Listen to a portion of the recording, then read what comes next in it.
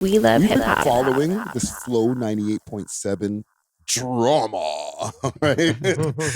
No, fam, I didn't realize it was the drama that I was so excited to cover, fam. Like, this is like radio stuff. We never talk about that over here.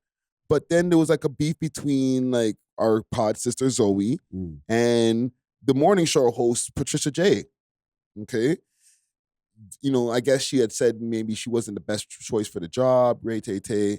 And a account that was supposed to be her husband's that company jumped in and said, UYNs, whatever, need to chill. And that wasn't cool. Shorty spazzed. And here we are. I seen a post from Patricia J saying that she's going to sue. Damn. For what? No, for accusing her husband. For accusing her husband of being, first of all, accusing him of making that comment because she was denying that was him on the account. Yeah. But then saying that he's a racist and stuff. Yeah. So, all right. So sorry, big, my bad. Big changes. My bad. Aren't we all? What do y'all? What are y'all thoughts about this though? Is it that severe that we need to get to radio announcers trying to like cease and desist podcasters and shit? Because it's a legal matter, I don't want to speak on what Patricia J is doing specifically. But what I will say is that what I was hoping would come from this is like, I was just hoping either Patricia would go on Relentless or Zoe would go on the morning show, and then they would be able to like discuss it so they could get both views, maybe like the elder established experienced view versus like the new young fresh view, and that would like cause a nice discourse. Yeah, you know. So I don't know. I just felt like that would have been like the best course of action. You know. Is there a little bit of a thing between podcasters and radio? Like, do radio kind of look down at the podcast and other way around? Like, because I know in America they were kind of looking like Hot 97 at the time with Ebro and them. They used to be like, listen, man, you guys on your little YouTube channels and and kind of like, you know, look down their nose at the content creators until they became them. You know what I mean? Yeah, I think the tides have changed. Like initially it was like, oh, we're real broadcast journalists and you guys are just podcasters. Like anyone could do that. Yeah. But then obviously now the podcasters are bigger than the radio show hosts. And I don't think there's tension. I don't think there's tension in this city because like people from Flow show love to this pod even. You know what I'm saying? Yeah, for sure. So I don't think it's that. I think it's deeper. I think, and this is just my theory, I'm speculating, right? But Patricia is mixed. She's half Indo-Caribbean, half Jamaican. Yeah. She's more, I guess, attached to her Indo-Caribbean heritage. Zoe's a black woman, right? Patricia, you know, speaks in a way. Sorry, what's the difference?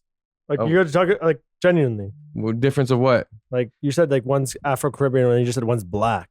No, I said one is Indo-Caribbean. What does that mean? Indian, like you Indian descendant Caribbean. Yes. Okay. So she's mixed. Educate me. I genuinely. She's what would be called Douglas. Douglas are half Indo-Caribbean, half black, right? Okay. So is there a beef, like a race beef between Let me land. He's getting to like a colorism point eventually. It's like colorism type thing. Okay. Colorism, but also in conjunction with, you know, Patricia Juggernaut, she speaks a certain way. So sometimes people are like, oh, you sound white. You know what I'm saying? So I feel like she may have this like tension with black women her whole life where they're like, maybe they didn't feel that approval or maybe they didn't accept her or maybe there was some sort of tension. So I feel like this is an extension of that because to sue a local podcaster, it's not like Zoe's a multimillionaire where it's like you're suing them and there's going to be financial gain. Oh, and let me just give you a correction before you continue. Because I received a correction behind the scenes, it's more of a cease and desist than a sue at this point. Valid. But it's still like a legal course of action that I think could have been had as a conversation behind closed doors. But I think it was more just like a trigger from that. That's just my theory, though. I could be completely wrong. Right. You have any thoughts on this? Is her husband white? Yes. Sure. So, that said 1,000 you like that, eh? You like that? No. Like, like obviously I'm sure that's also an element to this. Definitely, yeah, that's the yeah. main Right? point, That's yeah. probably a big No, element. the YN in the comment was Yeah, like the you can't be point saying that as a white guy. Yeah, I it feel was- bad for saying the W with a ER at the end. Don't worry, we gotta I- bleep that, please. It's already bleeped. Yeah, I want to keep my video Yeah, green. yeah, You know what I'm yeah. saying? But at the same time, like that was the point of contention, right? So I don't understand who is beefing who. Like the black one is beefing the Indo-Caribbean one because she got the radio host. Is it like Zoe? Okay, hold on. is Is it like a a jealousy podcaster? thing here? Like I'm so lost.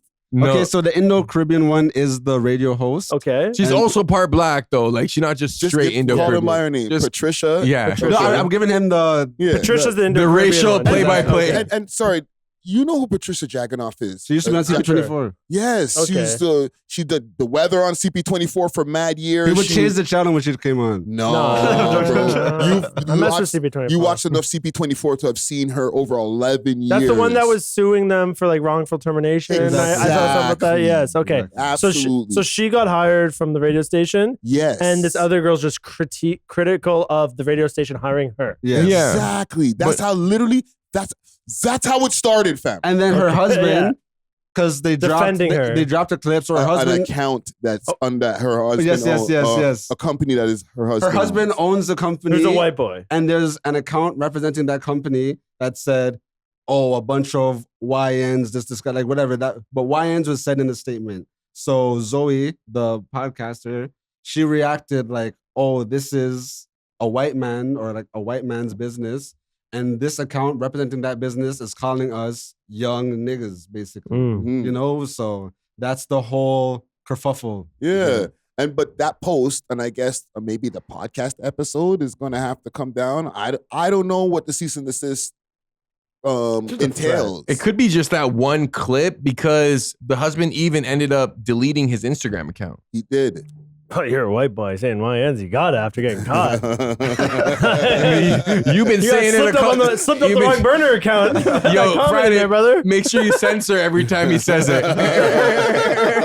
Honestly, man, this just seems so whack. Like people can be critical of a hire. Like I saw some accounts critical of them getting hired and they were pissed about Mr. Marlon's Lewin. podcast. yeah, shut up. But again, like it's radio, man. Like I bet you your fan. Do you think your fans of this podcast are more tapped in and more like devoted than like a radio morning show fan base? Yes. Like I would like to know like what the difference in Dude. comparisons would be. I was just doing my live stream, okay? And salute to Black Paints. You're probably in the chat right now. He donated 50 memberships.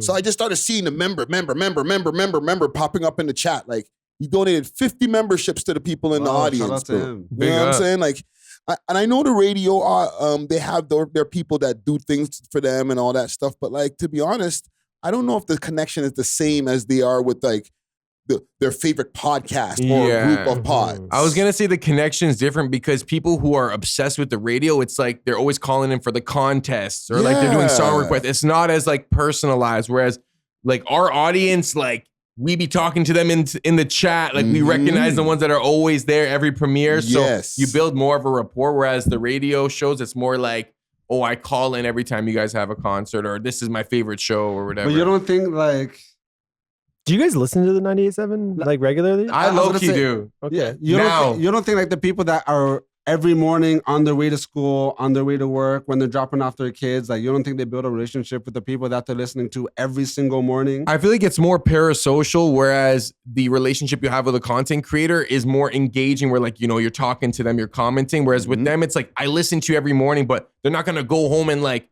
comment on their IG or whatever. Yeah. Perhaps. Or maybe it's an older fan base too. Unless they already have a very their personal presence is already high on socials, or the company that they work for is amazing at socials. So you don't think like Raz and Mocha and those mans have like a fan base and shit? of course. I think they do, but I think it's more like when you see them, it's like, yo, I listen to you guys every day, Rosin. But it's like when they go home, maybe they don't feel that same love that like a Nah, I feel YouTuber like- would feel. I feel like they would still. Do you 'Cause think I- people recognize radio as much? Because podcasts people watch on their TV. We're like radio, like people see them sometimes, but I feel like a lot of like even like Dean Bundell. I don't really remember him. He used to have his morning shows on like The Edge back in the day when I worked landscaping. We'd have it on. Yeah. Like I couldn't tell you what that guy looked like, Yeah. but I heard his show That's a enough good times point. that you can.